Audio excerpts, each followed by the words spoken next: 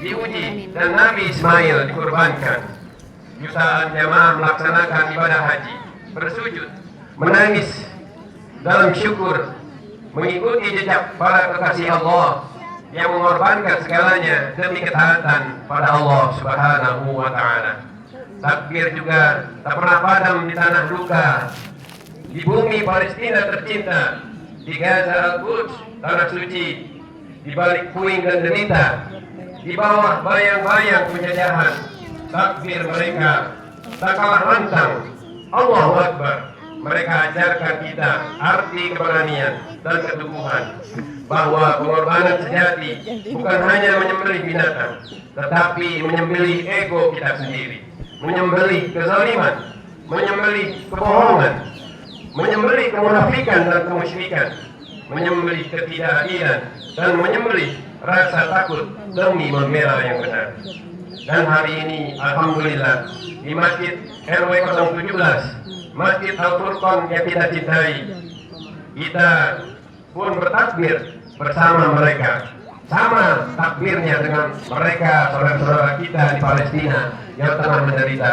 Untuk itu, marilah sama-sama kita mendoakan agar penderitaan mereka terkurangi, agar semua yang mereka rasakan dapat kita rasakan pula di sini, agar mereka terlepas dari penjajahan Israel, Yahudi, laknatullah.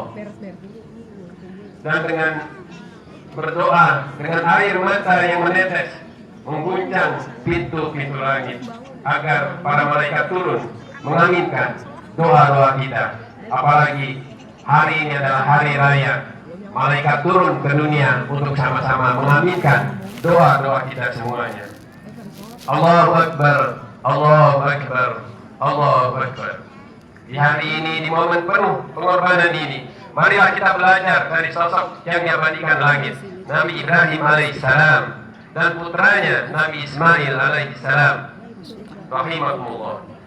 Seorang Perdana Menteri pertama Republik Indonesia dari kalangan umat Islam pernah menasihati anaknya, nah, jabatan ini bukanlah warisan, ia bukan singgasana, tapi amanah. Jangan cari kemudahan karena ayahmu pernah berkuasa. Semakin tinggi jabatan, semakin besar hisab di hadapan Allah Subhanahu wa Ta'ala. Hidup sederhana bukanlah kehinaan, tetapi kemuliaan di sisi Allah Subhanahu wa Ta'ala. Kita tidak hidup untuk dihormati manusia, tapi untuk dicatat malaikat. Dakwah ini bukan untuk cari panggung, tapi untuk menerangi jalan orang lain. Walau kadang kita sendiri yang hangus terbakar di dalamnya. Jika kau ingin mengikuti jejakku, jangan cari kekuasaan, carilah ridha Allah. Itulah kemenangan yang sejati. Inilah pemimpin sejati, bukan yang memanfaatkan rakyat demi ambisi, tapi yang rela mengorbankan hal yang paling penting ia cintai demi taat kepada Allah Subhanahu wa Ta'ala.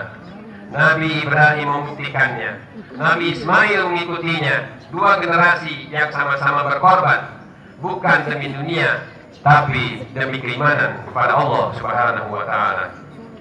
Pemimpin zaman ini, rakyat dikorbankan. Lihatlah hari ini, banyak pemimpin yang malah menyembelih rakyatnya sendiri. Tetapi tahta demi gengsi, demi jaringan-jaringan oligarki, hari ini rakyat justru dikorbankan untuk anaknya dipaksa agar berkuasa dengan merekayasa dan memaksakan hukum terhadapnya. Indonesia adalah negara yang kaya raya, tetapi rakyatnya pada saat ini belum merasakan kekayaan yang diperoleh ataupun didapat oleh Indonesia. Negara ini tak kekurangan apa-apa. Lautannya luas, tambangnya melimpah, tanahnya subur, tapi anehnya rakyat tetap miskin, masih tetap gelisah dan kehilangan harapan. Mengapa? Karena yang duduk di atas sama lebih sibuk memperkaya diri dan kelompoknya. Semoga kita terhindar dari hal-hal yang sedemikian. Karena masih banyak juga pemimpin kita yang masih memikirkan keadaan di bawah ataupun keadaan kita, rakyat, seperti biasa kita. Mereka lebih menjaga gengsi bisnis daripada menjaga amanah rakyat. Itulah yang kita khawatirkan terjadi di negara ini. Allahu Akbar, Allahu Akbar, Allahu Akbar, walillahil hamd. Masyaallah muslimin rahimakumullah. Namun sayangnya di tengah limpahan nikmat dunia, banyak manusia yang lupa kepada Allah Subhanahu wa taala. Yang mereka dilimpahin ataupun diberi nikmat berupa kekayaan, nikmat berupa kesehatan, banyak yang lupa kepada Allah Subhanahu wa taala.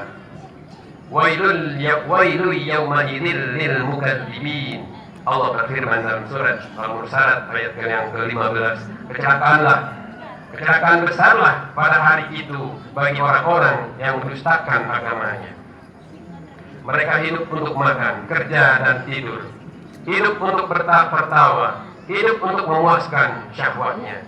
Mereka bangga menikmati dunia, hindari pesta dan ke pesta, dari diskotik satu ke diskotik lain, dari satu restoran ke restoran lain, dari satu dosa ke dosa yang lebih besar, dari maksiat satu ke maksiat lainnya. Mereka tertawa sepuasnya, lupa akan sholat, lupa kepada Allah Subhanahu wa taala, menyombongkan diri kepada Allah Subhanahu wa taala, seolah mereka tak akan pernah mati, padahal sebentar lagi maut menjemput.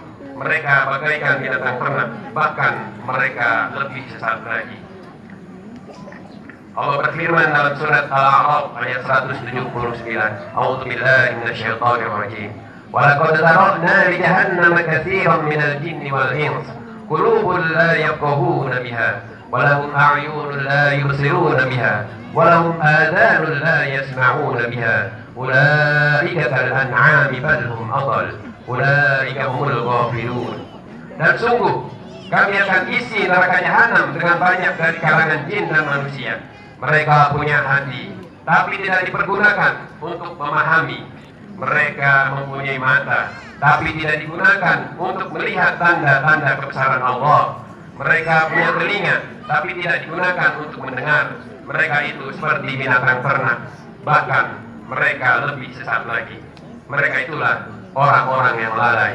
Maka itulah para jamaah Masjid Al-Furqan, jamaah Idul Adha rahimahullah, janganlah kita melupakan ujian dari Allah berupa lisan kita, berupa mata kita, berupa pendengaran kita, karena itulah yang nantinya akan dimintakan pertanggungjawaban di hadapan Allah Subhanahu wa taala. Apa yang kita ucapkan akan diminta pertanggungjawabannya. Apa yang kita lihat pun akan menjadi pertanggungjawaban kita. Demikian juga dengan telinga. Jangan apa yang kita lihat semuanya kita sampaikan. Jangan apa yang kita dengar semuanya kita sampaikan. Kita saring mana yang baik kita sampaikan, mana yang kurang baik ataupun tidak baik janganlah kita sampaikan. Walaupun hanya sekedar di WA, walaupun hanya sekedar dengan teman-teman kita, ingatlah semuanya akan mendapatkan pertanggungjawaban dari Allah Subhanahu wa taala. Ma'asyiral muslimin rahimakumullah, kubur tidak mengenal takwa. Tidak ada musik, tidak ada panggung, hanya kegelapan dan kesendirian. Yang menemani hanyalah penyesalan yang tidak akan pernah berakhir. Rasulullah bersabda dalam sebuah hadisnya, sesungguhnya kubur itu adalah tempat pertama dari tempat-tempat akhirat.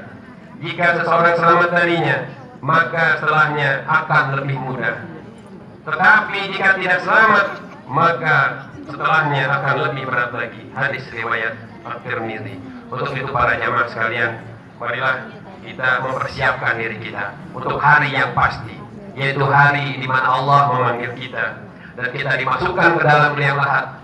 Disitulah tempat kita pertama agar kita berdoa, agar kita memperbanyak amalan, agar di dalam kubur nanti kita mendapatkan kegembiraan, mendapatkan kesenangan.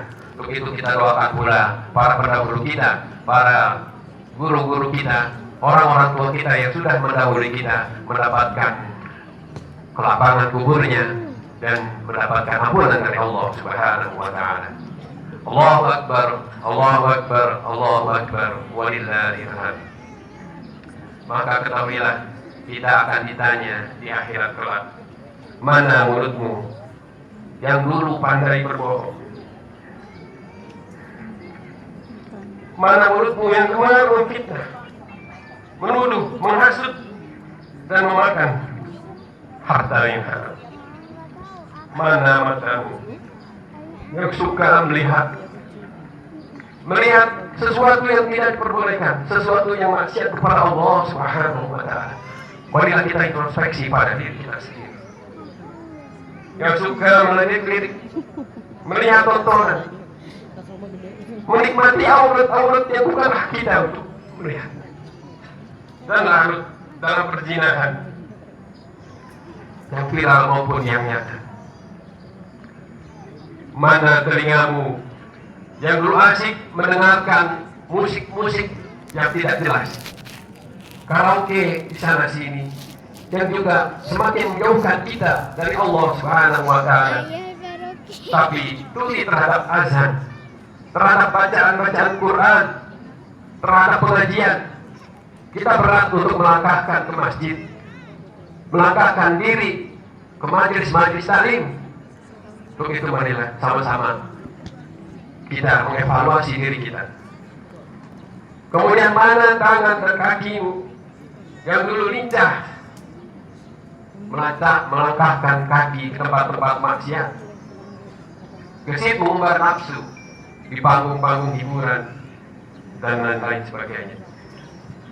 Untuk itu marilah para jamaah sekalian, sekali lagi kita tidak usah melihat kesalahan-kesalahan orang lain, tapi kita lihat kesalahan diri kita sendiri. Kita lihat kesalahan keluarga kita. Ku anfusakum wa ahlikum naro. Selamatkanlah diri kalian, diri kita sendiri. Wa ahlikum naro, dan keluarga kita dari bahaya api neraka. Allahu Akbar, Allahu Akbar, walillahil hamd. Ma'asyiral muslimin rahimakumullah. Hari ini adalah hari ketaatan, bukan hari maksiat. Hari mengingat Ibrahim dan Ismail alaihissalam, bukan menghidupkan hawa nafsu. Jika ada rezeki, berkorbanlah. Jika belum, tundukkan hati ini kepada Allah, tinggalkan maksiat, bertaubatlah, kembalilah kepada Allah Subhanahu wa Ta'ala sebelum semuanya terlambat, sebelum malaikat Israel mendekat. Generasi muda, kaum milenial Gen Z lebih memilukan lagi, mereka tersihir dunia maya, lupa akan sholat. Mereka lebih asik kepada gadgetnya, kepada HP-nya, kepada game-game online, kepada game-game yang selalu mensibukkan diri mereka. Ini marilah sama-sama kita sekali lagi introspeksi pada diri kita, pada keluarga kita, agar anak-anak muda kita berjauh dari hal-hal yang sedemikian, lebih dekat kepada masjid. Terlalu nyenyak dibuat gadget dan hiburan instan tentunya tidak bagus buat kita semuanya. Allahu Akbar, Allahu Akbar, walillahil hamd. Kembali menjadi jiwa Ibrahim. Hari ini kita tidak diminta untuk menyembelih anak, tapi kita diminta untuk menyembelih ego kita, menyembelih fanatisme buta kita, menyembelih syahwat kuasa yang membutakan. Kita tidak diminta membakar tubuh seperti yang diminta atau yang dibakar pada saat Nabi Ibrahim mendakwahkan Islam kepada Raja Namrud. Tetapi yang sering mari ikhwafillah rahimahumullah, kita kembali pada keteladanan Nabi Ibrahim dan Nabi Ismail. Di sana ada ruh kepemimpinan sejati. Di sana ada jalan keselamatan bangsa. Karena dengan ruh Ibrahim dan Ismail, keadilan akan kembali hidup, rakyat akan kembali sejahtera, dan negeri ini akan kembali Allah berkahi. Dimulai dari diri kita, dimulai dari keluarga kita, dimulai dari lingkungan Masjid Al-Furqan, dimulai dari lingkungan kita sendiri. Allahu Akbar, Allahu Akbar, walillahil hamd. Ma'asyiral muslimin rahimakumullah. Pada hari raya mulia ini mari kita resapi sejenak kisah agung yang diabadikan dalam Al-Quran. Wahai ayahku, lakukanlah apa yang diperintahkan kepadamu, insya Allah engkau akan mendapati aku termasuk orang-orang yang sabar. Inilah ketika Nabi Ismail ditanya oleh Nabi Ibrahim alaihissalam, apakah pendapatmu ketika Allah menyuruh untuk menyembelih dirimu? Ini adalah perintah Allah. Maka Nabi Ismail menyetujuinya karena untuk sebagai ketaatan pada Allah. Jika itu perintah Allah, maka laksanakanlah wahai ayahku. Inilah yang harus sepatutnya kita contoh Kita tidak diminta untuk menyembelih, tapi kita hanya diminta untuk sholat. Kita diminta hanya untuk puasa. Kita hanya diminta untuk berzakat. Kita diminta untuk berhaji kepada Allah Subhanahu wa Ta'ala. Tetapi semua kita lakukan dengan berat hati. Untuk itu marilah sama-sama sekali lagi khotib mengingatkan pada diri khotib sendiri dan kepada jamaah semuanya untuk sama-sama kita meneladani Nabi Ibrahim dan Nabi Ismail alaihissalam. Barakallahu li wa lakum fil Qur'anil azim wa nafa'ani wa iyyakum bima fihi min al-ayati wa dhikril hakim. Aqulu qawli hadha wa astaghfirullah li wa lakum wa li sa'iril muslimin wal muslimat wal mu'minin wal mu'minat fastaghfiru innahu huwal ghafurur rahim. Allahumma salli ala sayyidina wa maulana wa syafi'ina wa maulana Muhammad